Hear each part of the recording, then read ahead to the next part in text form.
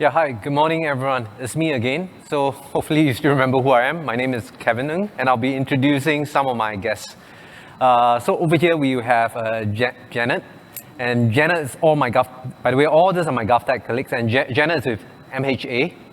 And then we have Andy. Andy is basically with PA, and then from on the furthest away from me, right, that's Thong. And Thong is with CTMO. And with that, I should not steal any of their thunder and let them introduce themselves. Why don't we start with Janet, please? Okay. Hi, good morning. I'm Janet. I lead a team. My colleagues and I lead a team. We support and we implement and support public-facing, G2C, G2E digital services for the MHA departments. Hi, morning, everyone. My name's Andy. So like Janet, well, she's based in HDX. For me, my team and I are based at People's Association, PA for short. Like what Kevin said, I think together with HDX and PA, I think we are one of the many pilot agencies, early adopters of SHIP-HATS. So we'll be happy to share more of our experience later on. Thong. Hi, everyone. My name is Thong. So basically, I'm from the same divisions as Janet and Andy, but my role is more a central role. So my team's focus is really trying to understand our agency's application, development, and delivery needs, and trying to help them in this journey of adopting the CI/CD practice, and also in particular using SHIP-HATS, and trying to understand what are the common areas that we can, as a central team, we can do so that we can reduce the learning curve of the various team across the 50+ agency that we have, and to help them to speed up the adoption of this modern practice. Yeah, thanks everyone for the good introduction. And I think one of the most interesting questions that have on most people's mind, right, especially for those who have not practiced much of CI/CD or have only just started on CI/CD, certainly they would like to know very curiously about what is life before having used SHIP-HATS and what's life after SHIP-HATS. What are the major changes that you have witnessed? And maybe for this, let's start with Janet. Okay. Thanks, Kevin. I think our journey started back in 2019. I had previously shared about the project team's journey to migrate 20 over digital services, e-services, from the government cloud, G-Cloud for short, to the new GCC back in 2019. We had more than 20 e-services that we need to migrate, and with the GCC being new, to migrate is not just about lift and shift, just move the e-services from one platform to another. We had to do some architectural changes. We also had to do some design change to comply with the IAM security policy, AIAS, for example. So. The lead time, we only had about a year to complete the migration. So when we found out and learned about how SHIP-HATS can enable us to speed up the delivery development lifecycle, we then decided, it's a no-brainer. We need to be on board. So to be very frank, it's something that we know that will help us, and then we jump into it, and it was quite a tough beginning, I must say, Kevin, that especially for the development team, our vendor, or we refer to them as our partner. We work very closely with them, and also with the GovTech team supporting us. At that time, we had Kheng Thong's team, CTMO. We were one of the pilot sites to onboard the SHIP-HATS. So there was a lot of learning on the job, and yet having to meet a very tight development timeline. But I must say that looking back, really without the SHIP-HATS toolchain helping us as an enabler, I cannot imagine how we could have met the timeline. In fact, we reap the fruits, the benefits immediately about slightly more than 2 weeks after we onboarded, as in after the pipelines were set up, and then we started to check in and trigger the automated security scans. We uncovered critical security issues in the source codes and in the software libraries. It was a shock. It came as a shock, that we had all these issues. But then again, I would say that we were glad that it was discovered early on in the development lifecycle, because we could quickly pump in additional resources, make plans to remediate or to mitigate, and it was really a satisfying experience for us, with the government as well as with the vendor team. And I believe many of my partner teams, development teams here are listening in. A big shout out to you all again for a job well done. As of this last year, 2020, we had to roll out measures, new digital services to respond to the COVID situation, right? And I'm glad to say that we don't have to worry about the development environment, how we're going to build and how we're going to test and release those new services. We could focus on understanding, working with our users on the operational needs, and the pipeline is there to take care of it. We were very glad that we were able to implement and deploy relatively secure codes apps, and to be able to support the operational needs. So I think today we are continuing, not just to continue to be the promoter of that tool chain. We are trying to also replicate it for the rest of the projects that we are embarking for the MHA. Yeah. So that's our experience. Yeah, thank you, Janet. You sound like you have a ton of experience here. You are clearly the veteran of our SHIP-HATS and one of the earliest pilots. Thank you for that. And then I think with that, maybe I'll hand over to Andy to share some of his war stories as well.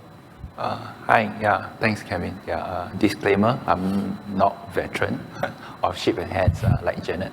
But suffice to say, I think I can more or less articulate some of the experience that PA went through. So I'll start with the before SHIP-HATS. Was live there, and if I could allude to what Chow Ho's example earlier this morning, the SBS Transit example, right? That's practically the live before SHIP-HATS, where developers, after compiling code, plug in thumb drive, they will deploy it to the production environment. Pretty much that's about it, and that was live before SHIP-HATS. But if you think about it, take a step back, I think there are deeper issues. Which, when we compile the codes, knowing full well that it's time for production release, the next thing we happen is some parts of the codes break, and a lot of time and effort is being spent in understanding and trying to do the fault isolation, which Pin Sun mentioned as well in his keynote or opening address. So pretty much a lot of chaos. There's no structured process to really isolate faults. A lot of time and effort spent troubleshooting. Then comes along with SHIP-HATS. I think the onboarding journey, as what Kevin also alluded pretty much in his presentation earlier. I think let's not walk away with the idea that the onboarding journey is plain smooth sailing, right? I think it's for PA and like many of the other agencies who have onboarded SHIP-HATS, it's a journey that could not have been made possible with the coming or the congregation of different parts of GovTech divisions. Kheng Thong, I think, will share more later. Particularly, I'm very glad that his team are able to help agencies to make the onboarding process less painful. And the whole entire process, although it takes months, it's through that onboarding process we also review what is then necessary. Could certain processes be further optimized or eliminated if it's no longer relevant, right? So, and that pretty sums up the onboarding. And what's live then after SHIP-HATS? So in PA today, I think we have applications, operational ones, running on the government commercial cloud, leveraging SHIP-HATS. I must say that the release cadence, has improved. Just an example of, say, anytime change request or enhancement to application, usually will take, before SHIP-HATS, will take about 3 months. Now this has shortened possibly to about 8 weeks or 2 months. I like Ram's idea of deploying anytime, right? I think that's the holy grail that probably we want to strive towards too. But I think let's make no mistake about it. I think it's not about just SHIP-HATS only, but it's also understanding and reviewing the internal value chain, the process of the testing all the way to right down to the deployment. I think you have to review the processes in order to reach the Holy Grail. Yeah. So I suppose that's my experience. Okay, and we'll continue. I think it's a journey that's constantly evolving. We are only looking very excitedly at Kevin, Xiaoming on the upcoming product roadmap, right? Because I think SHIP-HATS is definitely not stagnant, has more capabilities, evolves. I think definitely we want to tap on as much as possible so that as the agency's standpoint, I think we have a improved business agility to be able to respond to challenging environments, changing dynamic environments.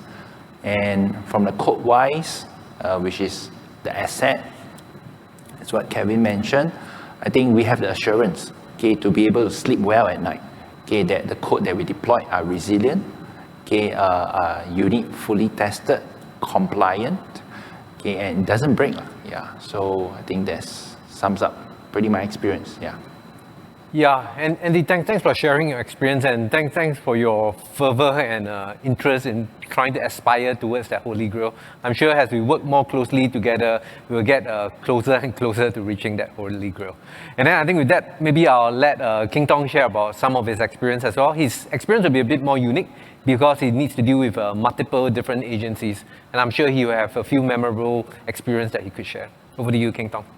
Okay, thank you, Kelvin. Yeah, so as Kelvin mentioned, my role is more a central team role. So what keep our team awake at night is really to think about how to help the various GovTech teams across the agencies that we manage to uplift their application security and quality, because we often see these are the issues that causes project delays or very reactive response to incidents, things like that. So actually, we started this whole journey in early 2018, looking at what are some of the security practices that we can start introducing, so that we can start to, like DC mentioned just now, we can shift left some of this security testing so that we can detect vulnerabilities early, and then hopefully help the project teams to deliver more secure software. And in the journey, then we realized that actually we need a way to automate the process so that we can do this at scale and also with the speed that's needed, so as not to slow down the application delivery process, so to speak. So that's how we started on this journey of looking at CI/CD and how to automate the process.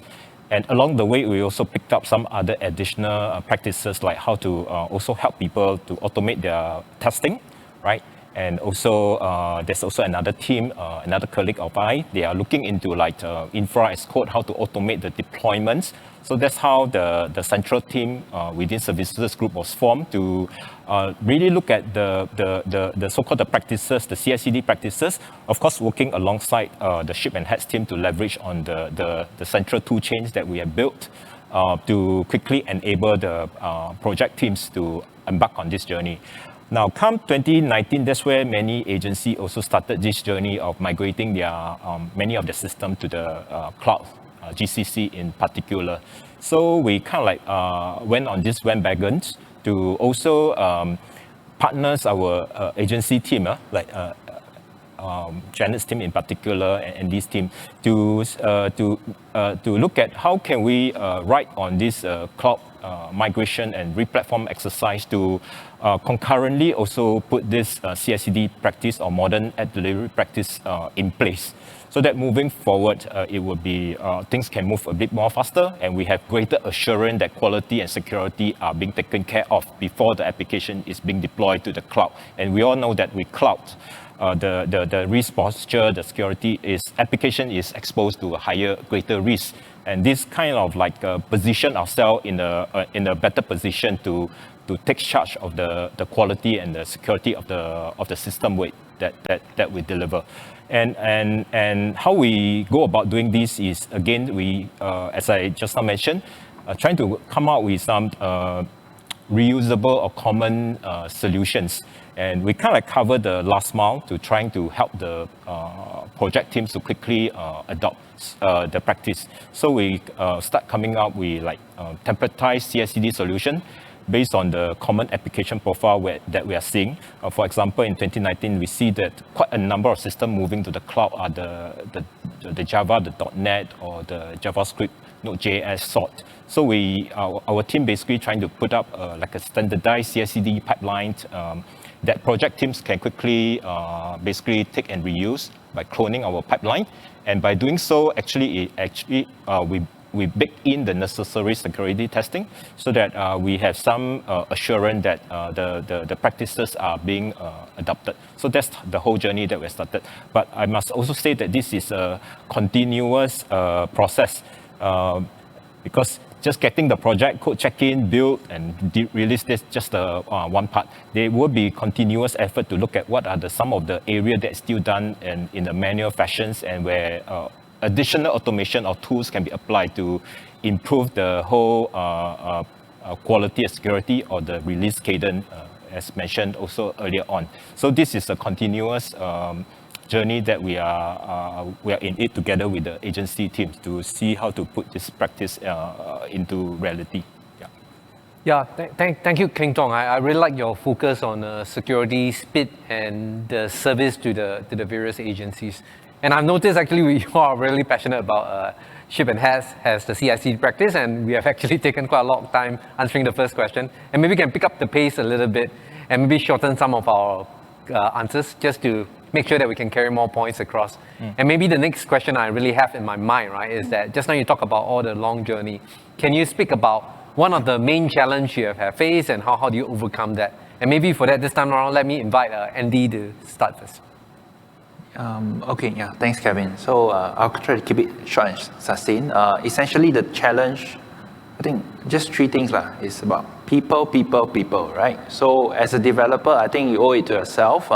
Said many times, it's no longer just enough, right? Gone are the days whereby you just compile a compilable code and eureka moment, deploy it to production. I think these days, you need to have that mindset shift to be able to bake in the security in design, the way you code, okay, the codes, the third-party libraries that you use. You need to ensure that they are the latest. The worst thing you could happen to you is you use deprecated third-party libraries, right? That's certainly undesirable.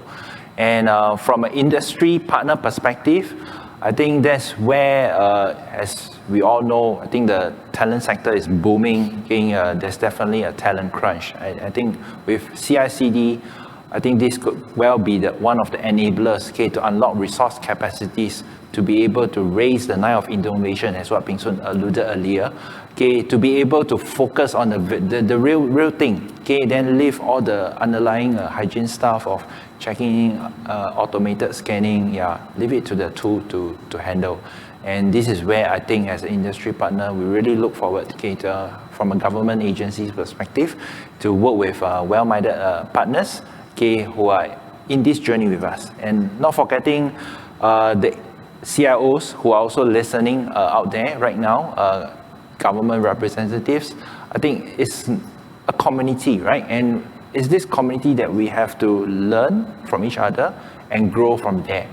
So it's never just enough. It's not about just the developer, not the industry partner, but I think government agencies, like many of us here on this stage, also have a certain role to play, okay, to be able to uplift, okay, our workforce, okay, in terms of understanding what CI/CD, the benefits that it can bring about, and be able to practice with it. And that's where, I think that's the challenge, that I think we will definitely overcome. Andy, thanks for your share about people as a challenge. I mean, people are not the challenge, right? People are the people we work with as well. But it's very important indeed to make sure that the people are working collaboratively. And this is also in the spirit of agile mindset, right? We think about cross-functional team. And maybe I'll hand over to Kheng Thong to say a few more about some of the main challenges he has seen and how he has overcome them. I think certainly this is a continuous effort, and certainly for project team, you can adopt a stage approach. So for example, you can say that maybe start with checking your code, automating the build, getting the security testing going. Depends on the capabilities of the teams, right? So you can calibrate your approach according to the team capability. Because along the way, you potentially also need to think about how to refactor your code to make the build work a lot more better, so that the automations can work, right? And also deal with some of the I'm sure if you start using some of the tools, there will be some finding that you have to deal with. So try to see from that angle that this is a continuous improvement effort. And you continue to do this, actually over time you improve the fitness of your system, the security posture of your application, and the team will build more confident to take on a more advanced task, like for example, how to then automate the delivery or the further automate the testing, right? So I will probably want to leave with the audience that this is really a continuous journey, continuous improvement journey, and you certainly can pace it up according to the skill set, the capability of your team. But as Andy also said, it's important for the teams to see the benefit of doing this and wanted to do this and learn and apply this in their projects. Yeah, thanks Kheng Thong for your share. I really like the notion about continuous improvement as a way to overcome the initial obstacle. Let's start with taking small incremental steps. And last but not least, also would like to hear a little bit more from Janet about the main challenges as well and how she overcame them. I think as Andy has pointed out, training is important because the people who are doing this, they need to know what this is all about and how do they go about doing it. So training is important. There's continuity there. There's a culture, mindset change. I think it's really the entire, I will call it the development environment culture, right? It's not a traditional way of delivering, doing software development about developers coding and then checking their source code at some juncture for integration. This is a continuous thing. So within a day, developers can check in their source codes, and then the integration happens more frequently. So the entire development environment landscape changes. So that's where I feel, from my experience and my observation, the management support of the partner team, of the vendor partner team, the management support is very important. I like to urge us to take a look at it from the perspective that it is not just something about vendors, partners delivering to what the customer or the government is asking for, but how does it benefit them as well? For them to scale up their teams in providing development services, in building more secure systems for the government, and how does it benefit them? And with that, acknowledge that this is something that the whole organization needs to get involved and needs to support the development team, give some recognition, to really spur them on. It is a learning process. As I've observed, when we try and apply CI/CD tool chain to the rest of the projects and to development teams that have not yet on board, we observe that the same challenges seem to happen. So I think it's important for the vendor management team to see how they can build such a practice. Then once you start somewhere, you build that practice, and then this team of people can then start to share their experience with the rest of the development teams. And it's not a one-time thing, right? As Kheng Thong has pointed out, this is a continuous process. So I think that is important to have a equivalent of a center of expertise within the vendor partner organization to to get it started. Just do it, start going, and then from there to grow and to become better at it. Yeah, so I would say that. Thank you so much, Jenna. I really like your training mindset. And this training is not about going to school and read some books and learn about it, right? It's also about the culture shift and the mindset. And I think these are all very interesting. And I hear a lot of common themes about continuous learning, the ability to deal with people and how people work together, and the training and the recognition and this whole encompassing thing, right?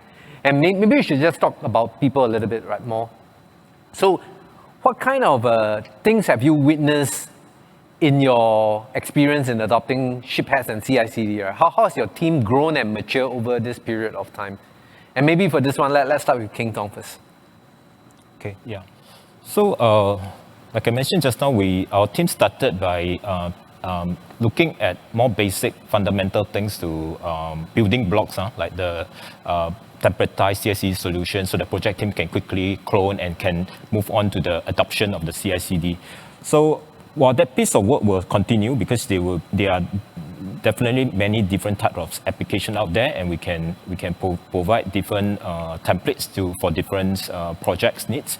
But over the years, we have also evolved to increasingly focus on how to improve the visibility of how the CI/CD pipeline is performing, and hopefully one day we can reach the observability stage. So at the moment, we are spending effort to look into how to improve the visibility in terms of how quality has improved, how security posture has improved, how the delivery speed has improved, the cadence has improved. So looking into this aspect and what are the related practices to improve the software delivery practice. And another aspect also is that because we are operating in environments where there are many project teams across different agencies and also different partners working with us. So there could be situation like the pipeline is being misconfigured, and that can also result in undesirable consequences. So another aspect that our team is increasingly looking into is to see how to build some sort like guardrail into the CI/CD practice, so that we can detect any form of like misconfiguration, and over time we hope to be able to even move towards like, can we like correct some of these misconfigurations, so that it's a safer journey for people when they embark on this CI/CD journey with us. Yeah. Yeah, thank Kheng Thong about this continuous learning part of it that your team is still undergoing. And maybe next we can hear a little bit more from Janet about how has your team grown and matured over this period of time where you have adopted CI/CD? I think I would say the better understanding of how is it possible to really deliver better quality apps. If I can compare the before and after again, it's like in the past, whenever we roll out have a deployment, right? We will be wary of are there going to be patches after that, right? But I think these days, I can say that we are seeing more quality codes being rolled out. We do talk to our partners regularly, and we understand that even for the developers, they feel that there is more job satisfaction because when they finish a set of codes and integrated and release, they don't have to like go back and fix bugs and fix issues. So I think that job satisfaction has improved for the vendor side. For my team, really, the ability to actually be more confident to say that, stakeholders will come to us and say that, hey, how come we didn't advise them on this, that we are able to see better quality codes just by the whole process itself. Maybe transparent to the agency users, but the entire integration, even very thoroughly testing the system, including the security aspects, before we ready the system for the user to conduct a user acceptance test. Although that's transparent to the agency, but having smoother UATs and quality deployments does help in enhancing the relationship that we have with the stakeholders, that they do see the team as being able to better support them in meeting this kind of operational needs, in rolling out systems. So I would say that the team has grown in that sense, better understanding of how do they enhance their role and increase their capability to deliver better quality systems for agencies. Yeah, thank you, Janet, for that. And very quickly, maybe you hear a few words for Andy as well.